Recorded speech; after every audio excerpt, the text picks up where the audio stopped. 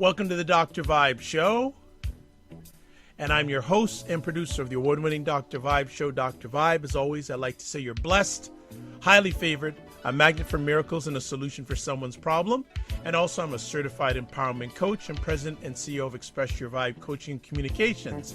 And we are continuing a wonderful journey called Learn to be a Coach with my friend, mentor, and good guy, Master Coach Steve Kijez.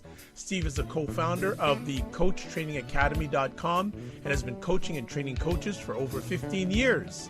In our journey, we will explore many of the nuances and perspectives of being a professional coach. So welcome back, Master Coach Steve. Thank you so much, Dr. Vibe. It's a pleasure to be here. Excellent. And how are things going with you today? You know what? It's one of those days. To be perfectly honest, I have too much on my plate and just a lot going on. But it's a beautiful day. Had a little walk earlier with the dog, a little hike, had a nice time there, and now just getting things done. I'm in the getting things done mode. Yeah, you want to don't get good, get done mode, right? Yes. Excellent, excellent. Well, we are here for another conversation, and this is another interesting topic. All of them are. And we're going to be chatting today about coaching logistics, what to do or where to do the actual sessions. And you've been a master coach for a long period of time. Just give us a high level. How has this changed over the years? Because I don't know, how did you start your coaching sessions environment-wise? Back in the old days. In the old days, prehistoric, as my daughter would say. No, it was basically face-to-face coaching is what we did. We would meet clients and we would have offices, sometimes packaged offices, and we would see clients face-to-face. But in the last 10 years, as we all know, with technology changes, etc., that's actually probably a minority way of how coaches run their businesses. I'd say the majority of people that are doing it, on the public now, they use telephone a lot, Skype a lot, all kinds of different technology to run their practices, which is fantastic. So basically, if you're a coach and you are good with using technology and you enjoy working with people over the phone or Skype, etc., you never have to be tied to an office, to a bricks and mortar environment, etc. You can travel and do whatever you want, have some freedom. As some of those advertisements show, you can coach in your underwear. I don't especially suggest that for anyone, but you can.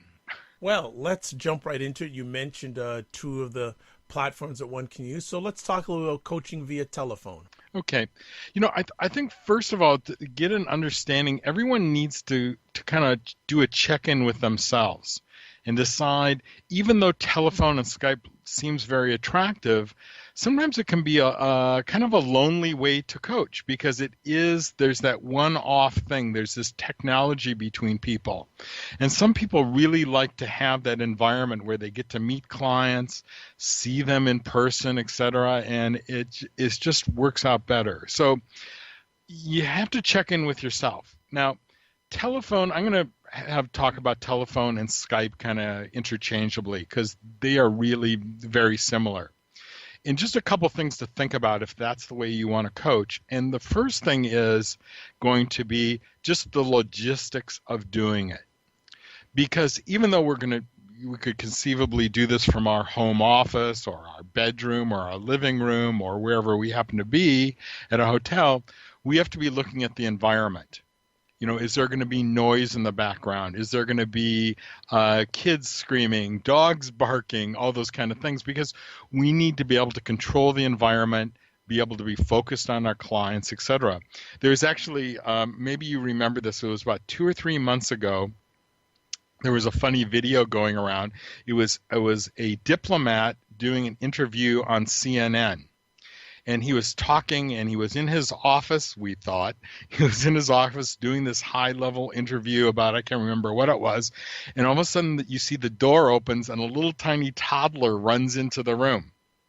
And then on the heels of the toddler was probably the mother to grab the toddler. So it was supposed to look like we're in this high-powered executive, business room, but he was in his house, in his home office, and now he has this kind of disturbance in the background.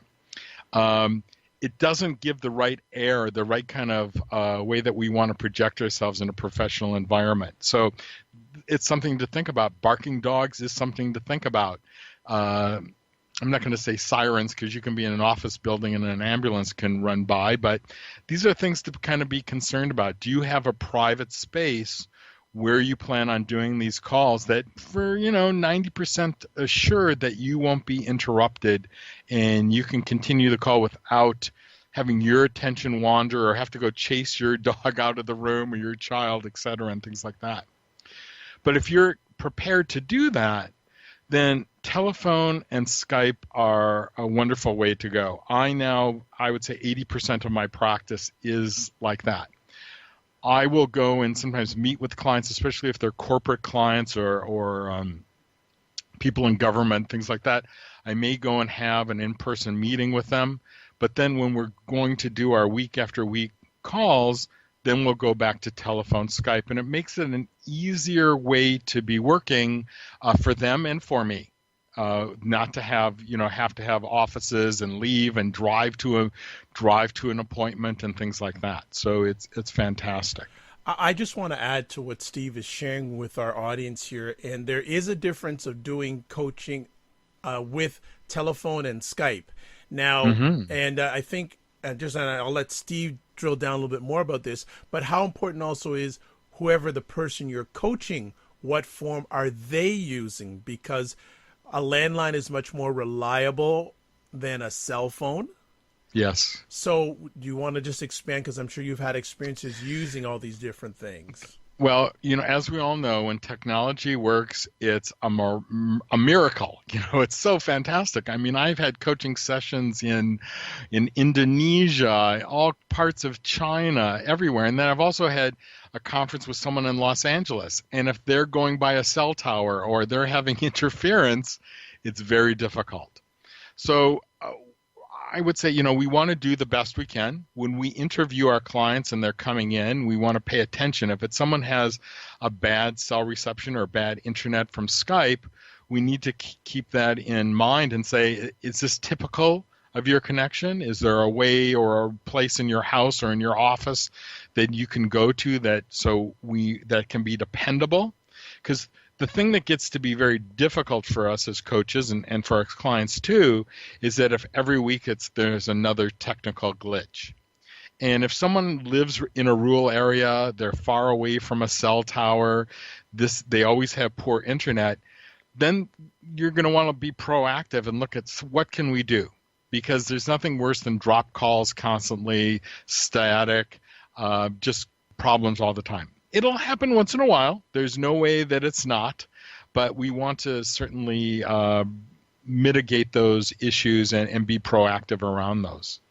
I also want to add, too, because I host an award-winning conversation online. Mm-hmm. I do not only hosting shows, but also coaching. And one thing for would-be coaches or coaches that are out there, if you're going to do video coaching sessions, remember that takes a lot more bandwidth to do than a phone coaching session. So just make sure not only that you have the resources and the internet service available to do it effectively, but also the person or persons that you're coaching have it also.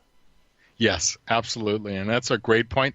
Actually, to speak on that point, yesterday I actually doubled my bandwidth with my ISP for my internet, because I know you and me had spoken a little bit about turning these in and doing some more videos and things like that, and so I want to be prepared for that, and so I've upgraded my service. So we'll be ready to do that. But great point. Well, and I think, hey, I was in the time about 2 years ago, I said, you know what? Yeah, it's a little bit more expensive, but is it an investment or is it an expense? Yes. And that's, I think you got to look at it that way. And prices are fairly reasonable. And, it is an investment. It works well for you. Again, unfortunately, you can't control the person on the other end, but at least you can only control your coaching practice and no one else, whether it's a person you're coaching or another coaching client. You can't control that. So let's move Yeah. on. Let's move on to the types of ways you can coach. You can do in person, and you go out talking about in person home office. So share about that with us. The entries to coaching is really low. If you look at what other businesses that people start up, if you're going to have a Subway sandwich spot, or some kind of restaurant or a bookstore or whatever it is, there's a large capital investment that most people do to start a small business. Coaches don't have that. It is some technology, a website, but it's really, you don't even need business cards in this day and age. Well, unless you're going to market doing a lot networking and things like that, you're going to want business cards and things like that. But we don't have much to do. And some coaches will, if they're set up, if their home or their condo or their apartment is set up and structured in a nice environment, etc., they may choose to have clients come in. And that can be a good way to do it. I know some coaches do that. My first coach actually did that, and he had a very nice condo, and I walked in, and he had a little waiting room set up, and it was very professional, and it was wonderful. We want to think about environment. When people come in, what are they going to see? If they walk in the front door and your dogs go and attack them, it's not a great home environment for them to shoo away the dogs, etc. So what is that going to look like? Is it going to be professional, because they're paying for this service, and we want to be able to do that. So if you have this and you like to do one-on-one with people, and you like to see people and have that kind of environment, it could work out great.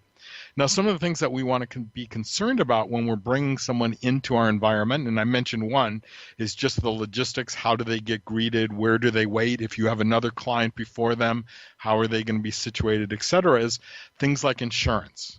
And that can be quite a big one. There's a dramatic change in insurance when you just have, your regular homeowners or apartment insurance or condominium insurance. But when you bring people from the general public in as a place of business, that's something that you need to talk to your insurance person about to make sure you're covered, because that can be something, if someone slips or something like that happens, it needs to be covered. So that's one thing that you want to look into. Excellent. And now let's take it from the other end. What about in person at their place? That's something that can be workable too. Some people will work with, let's say your kind of your niche is working with people that are chronically ill, or they have some kind of disability, and it's very difficult for them to move. And I know a number of coaches that are very successful, and they're kind of traveling coaches. So we come to you. And so that works. You have to look at your gas expenses, things like that. You have to build in your time. How much between sessions do you have to leave to get to the next place? How much driving and time is involved getting to a place? So that's one look at when you're going to someone else's home to provide a service. Then the other place is when you're looking at going into there's two outside resources. One is going to an outside office. So another way that you can do this is you can have an office that's outside. There's different ways to do it. You can certainly rent a space and have an office. For startup coaches, some of the best ways to do it is, and I actually did this about 5 or 6 years ago, when I wanted to start getting some other clients, actually seeing some people in person, was I went to Craigslist and I did this looking around commercial spaces. There were a bunch of therapists, massage therapists, psychotherapists, different kinds of healers, et cetera, that were looking to sublet or give people space certain days in their practice. And that worked out very well. That was really interesting. So they had a nice waiting room. It was about a mile from my house. They had a waiting room there. I had Friday, Saturday, and Sunday. I didn't use it that much, but I had the occasional client that came in. And it was a nice space. And I just paid a fraction. I don't know, it was something like $100 a week or even less than that, I think I paid. So it can be nice, to just go and sublet. And if you're a startup coach, it's the best way to go, because if you're looking at getting a space, it's going to be expensive to get an office space. Now you have to build invest in, a couch. You have to invest in getting a desk, outfitting the place, etc. But if you can find places, then they want to sublet for a little, a couple days a week, or even some people will do an evening and they have it all set up. That's a wonderful way to go. There's also another opportunity is what we call packaged offices. So there's lots of places in most mid-small cities to large cities where you can go and rent places per hour. So you go in and then you have a nice space with a nice meeting table or a couch or some easy chairs and things like that.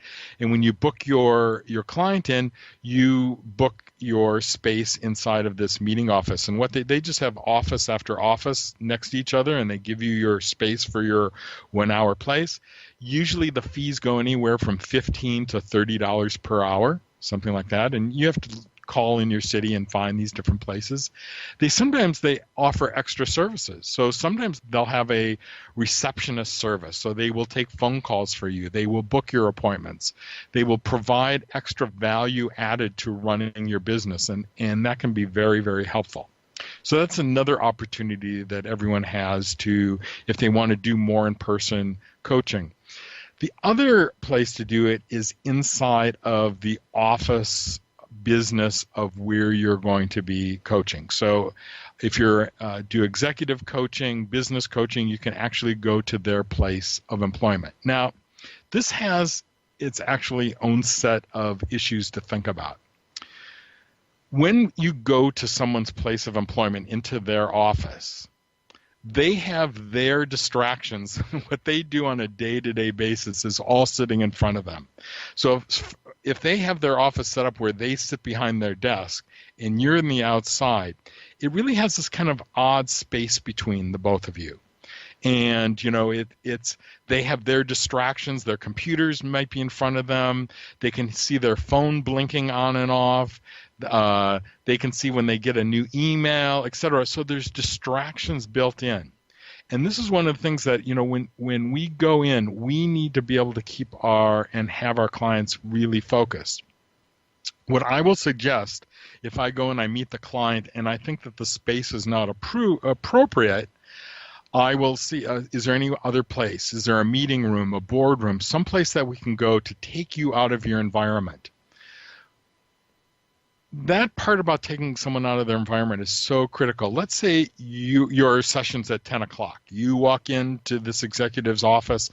They just got off the phone with their last meeting. They're kind of frustrated from that meeting. They're sitting there. They have their notes on their desk. Their mind's going a mile a minute about what they need to take care of and the problems they're having. Are they in the right space for a coaching session? The answer is no. Their mind and their whole state of being is not in the right place. To be able to take them out of that, where can we go to a neutral environment? Even walking down the hall, going into a separate place, sitting in another chair. All these kind of things in our lives, we kind of anchor us into different states of mind. So if we're used to be sitting at our desk and being frustrated and overwhelmed with all the work we have, we want to remove ourselves from that environment and change environments.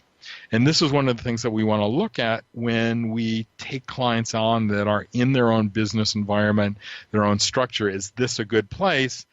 Is there another place we can go? Now, we do the best we can. Someone here might be thinking, well, gee, I can't do that because I'm a corporate coach and I have to go see this manager and then I go see this other one and I have to go into their little space and do this and it's not possible. So do we have to sometimes be flexible and work around it? Yes, but I think from this point of view to at least identify it. So if I walk into a place and I can see that my client is a bit overwhelmed with just their day-to-day stuff that's going on, what can we do? Should we take a break, walk around a little bit, go sit in the atrium? Some places might have an atrium or a waiting room that's quite private or quiet that we can go to. Maybe someone is on vacation, we can go and use their office space instead of their space. These are all really good things to be able to do to take people out of their environment so now we can focus on what we're here to do, which is to help that person look at their world and what they want to attend to and improve on in a different manner, in a different way. And the environment can have a huge effect on that. You know, you're always bringing so much great added value when it comes to coaching and to our audience. And it's interesting, one of the ladies who I mentor coach, she is in the fitness world, and she's looking to get a co-working space. Yes. And that's a very hot trend these days about co-working. And Steve lives in the Vancouver area. I live in Toronto, and it's not cheap to get space. So you've got to be very ingenious and very creative in that suggestion that you brought to the table about Craigslist. That is fantastic. That alone has made this conversation out of bounds, as I like to say. It's been it's been out of bounds, and I think it's a very good point. If you want to do it face to face, try to minimize your cost but maximize your effectiveness. And you know, it's beautiful because I mean, I could go to Craigslist right now, and I bet you I'd find a dozen therapists that say, I use my office Monday to Thursday and it's sitting here. Would anyone want to sublet or use it for a couple days a week? What a perfect situation. You know, it costs a couple $100 or $100 a month, whatever it happens to be. And now you get a professional space that has possibly a waiting room, and that's in a really nice environment to welcome people. You know that it's going to be a controlled environment. Your dog's not barking. You know, no one's going to be, your kid's not going to run in the door and say, daddy, daddy, mommy, mommy. It's all in a great professional space. So that's a great one to take away from this conversation. Well, that is fantastic. So any final thoughts in regards to coaching I was going to say linguistics because coaches talk logistics, logistics that you'd like to share with our audience? I think give it some thought. Look at your personality. Look at your space. What is an environment? What are you trying to create with that person? And that any of these can work. And you might want to do a little bit of each. And if you're not sure, try them out. You know, we're always trying different things out. So give them a shot and see what works best for you. Excellent. Another great epic conversation provided by Steve about coaching, and if you're listening, you're just getting great added value. If people want to get in touch with you, Steve, how can they do that?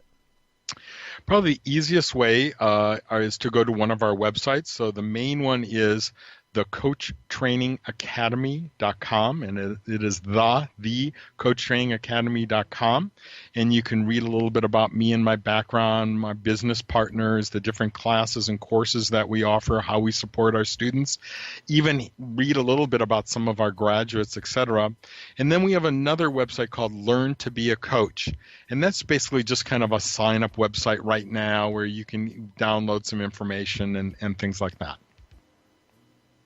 Excellent. Another epic conversation delivered by Steve. If you want to learn about coaching, I would say exit stage left and go on your keyboard and find him and communicate and contact with him. It's Dr. Vibe here, host and producer of the award-winning Dr. Vibe Show. Also, I'm a certified empowerment coach and president of Express Your Vibe Coaching and Communications. And if you would like to get a complimentary 30-minute empowerment session with me, certainly reach out to me. Twitter at drvibeshow, email dr.vibe at the.drvibeshow.com, and you can also go to my website, thedrvibeshow.com. If you want to listen to audio replays of my epic conversations, including this one, including this series, you can go to the website. You can go to Apple Podcasts, you can go to iHeartRadio, TuneIn Radio, Google Play Music Store, and Stitcher Music Store, or Stitcher Radio, that's what they call it, Stitcher Radio, I got it right. If you want to listen to selected conversations on my platform, you can also go to thegoodmanproject.com and also wjmsradio.com. Also, I do a lot of webcam conversations. You can check those out at YouTube, my YouTube channel. Do also know I am a brand ambassador for Cuisine Noir magazine, the only online magazine dedicated to African Americans in food, wine, and travel. As always, I'd like to end off all my epic conversations with two things. First of all, live your life as a dream. If you can dream it, you can make it. And always remember, sometimes you have to get smaller to get stronger. Thank you for listening to another one of our great series, and more are coming, but thank you for the support, and we'll see you soon.